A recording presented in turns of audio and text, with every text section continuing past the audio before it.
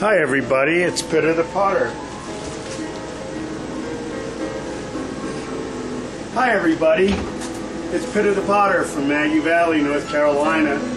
And today I'm going to spend a few minutes talking about the bat system that I use. And I'm going to give you an explanation of what I use and how I use it.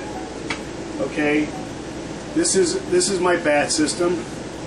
This is a plexiglass bat that's been cut out round to the size of the wheel head right here. I use a Brent CXC wheel. And over here on the wheel head, I don't know if you can see this or not right here on the wheel head, there's a little round circle around one of the pins.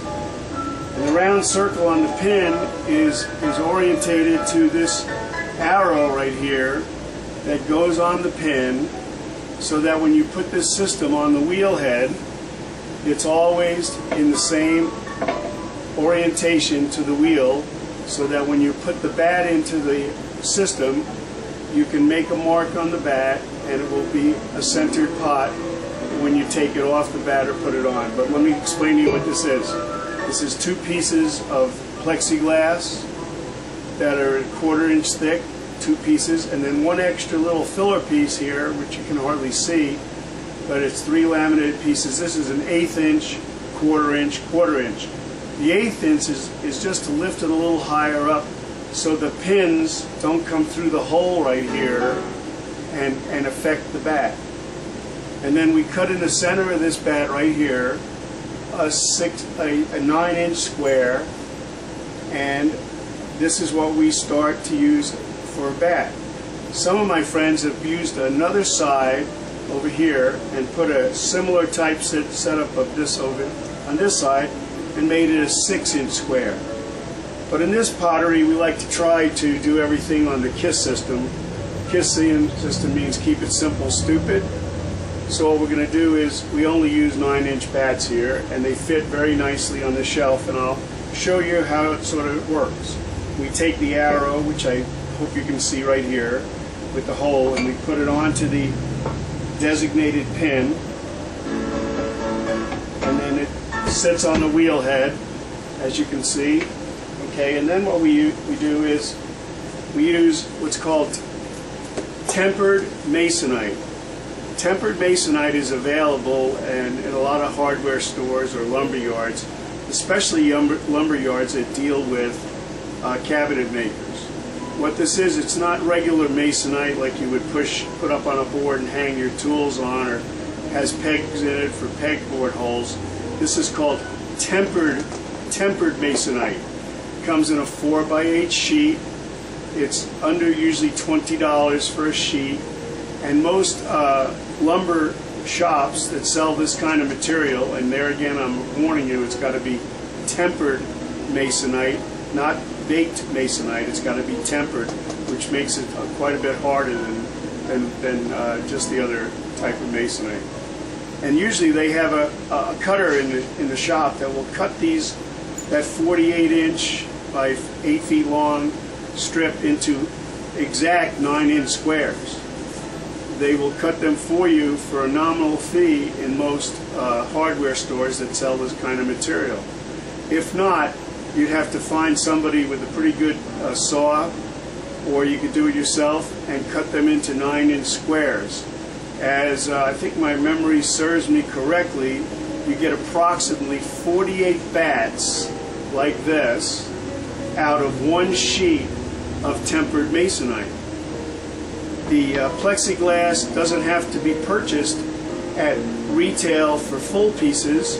You could buy one full piece, and then the existing sides of the square, the 9 inch square, could be made out of smaller pieces that I actually glued this together with 5-minute epoxy, and it stayed together for years and years.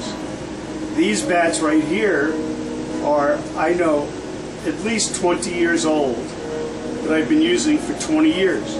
And on this bat, you can see right here, there's like a little line of clay that I put, and that's to orient the bat to the groove that's cut in the bat system right here, so that this whole thing fits right down in here and fits very snugly. And sometimes if I get a bat that isn't quite fit exactly 100% correct, what I'll do then is take a toothpick, a small toothpick right here, like a little half of a square toothpick, and I'll put it on the side of the bat to create a shim right in the side where the bat goes in to where it'll fit exactly 100% snuggy. And we turn most of our pots, not all of our pots, but most of our pots on this size bat. We do use another bat system here, and that is, this is called Minnesota Signboard, and unfortunately I had to purchase these bats, and they're quite expensive, but they're made out of a chipwood, but it's made for Minnesota Signboard. It's glued together material that does not or is not affected at all, or very, very little, by water. Okay, and then of course the other thing that I do in relationship to the bat systems is this. When I make some two-piece items like wine goblets and things like that, what I can do then is, once I throw the piece on the wheel, I put a daub of clay right here to make sure I know where the centered spot is, right here, so I can know that this is where it goes back on the wheel. And I do not undercut these things. I don't undercut with a wire anymore, because over the years I found that when I went to a Japanese school of art and they used the wire as sort of a signature, I did that for a long time, but as you bisque a pot, the grog starts to come out of the pot.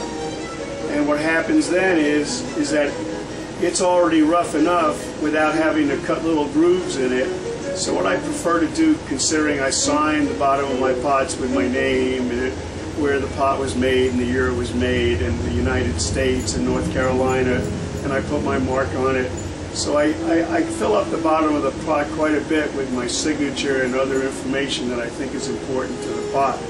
But when I'm doing two-piece pots, when I take this off the wheel with a piece on it and I set it up on the shelf over here, when I come back to it in an hour or two and I'm going to add another piece to it, or even the next day when I might be joining, say, a wine goblet in two pieces together, when I put this back on the wheel right here, the pot itself will be centered exactly as we took it off the wheel.